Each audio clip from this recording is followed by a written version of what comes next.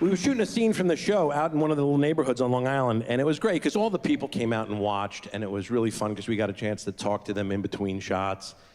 And I was talking to this one off-duty cop, very nice guy. We talked for like 10 minutes. He was wearing a raincoat. I don't know why he was wearing a raincoat. It wasn't raining. We had a nice little 10-minute chat, and then they called me back to shoot the next scene, and I said, all right, man, take it easy, buddy. And he goes, hey, man, before you go, I got a gift for you. He goes, yeah, I just want to give you a cigar.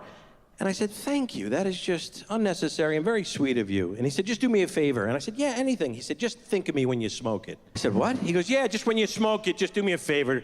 Just think of me. And I got weirded out, and I didn't even know what to say. I was like, yeah, I did a cigar. I walked off, and I thought, how odd is that? You don't give a gift to somebody and then give them instructions on how to enjoy it. What if I want to think about my kids or something else? It was just a weird exchange then. I just was freaked out by it. And it was a good cigar, too.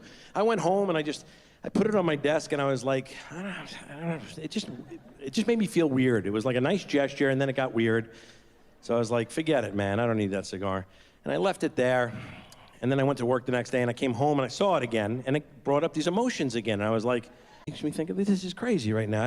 It's a good cigar. I should smoke it, but I can't now because I don't want to do what this guy tells me to do. And I got so angry at it. I said, just throw it out. And that was it. I said, that's what I'm going to do. I went to throw it out, and I was like, no, don't throw it out. Because if you throw it out, then he wins. That's the whole time. I only met him for 10 minutes. I smoked a whole cigar thinking about him every second of that cigar.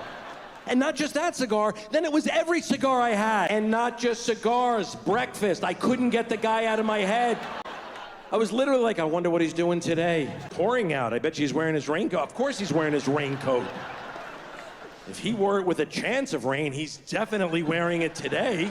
I keep thinking he's going to his friends telling them like, hey, I just gave Kevin James a cigar, and I told him to think of me. And his friends were like, you're out of your mind. He's not going to think of you when he's smoking a cigar. He's like, nah, trust me. It's going to get in there, and then it's going to spread. You watch this. The other day, I was playing with my little daughter. She's 2.5 years old. She was wrestling with me, and she's on my chest, and we were having so much fun. And then all of a sudden, the action slowed down a little bit, and she stopped, and she looked at me, and she sneezed right in my mouth immediately. Not like a little puke, like a fire hydrant. I knocked her off my chest. It was that fast. The reason I'm telling you this is my wife got mad at me for throwing up on her daughter. She was like, why? Why would you do, that's your own flesh and blood. Why would you throw up on her? Why would I throw up? This is not me not wanting to finish her tuna sandwich. Mucus that originated in her was launched unbeknownst to me right in my mouth, nothing but net, hit that little punching bag in the back. Why would I do, why? Like I made a choice, like I was sitting there, she sneezed in my mouth, I had time to think, it's just not right. You know what, honey, we should probably take some toys away from her, teach her a lesson. You know what, check that, I'm gonna throw up on her, you hold her legs. You hold her legs, I'm gonna get her. I got nothing, you gotta hold those chunky little legs, would you? What about both her actions, how similar they were? With different outcomes, right? Because the same body, it's so violent, the body reaction, but they're very similar in a sneeze and throwing up. But a sneeze is so enjoyable, and she did it the right way, too, because when you're young, you don't think to block a sneeze, and that's how you're supposed to sneeze. You're supposed to just let it go.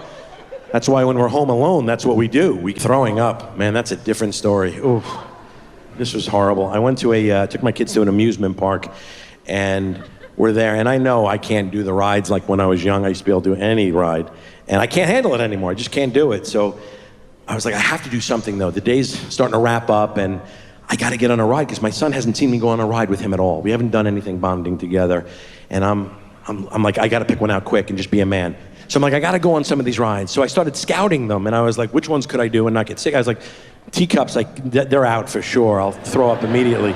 But then I saw the pirate ship. You ever see the pirate ship that goes back and forth? Yeah, no. I scouted it. Believe me, it's only 3 minutes, first of all, and it doesn't go up all the way around, which I was worried about. I thought it was going to go up over the top. It doesn't, and it's a very short ride. So I said, I'll do it.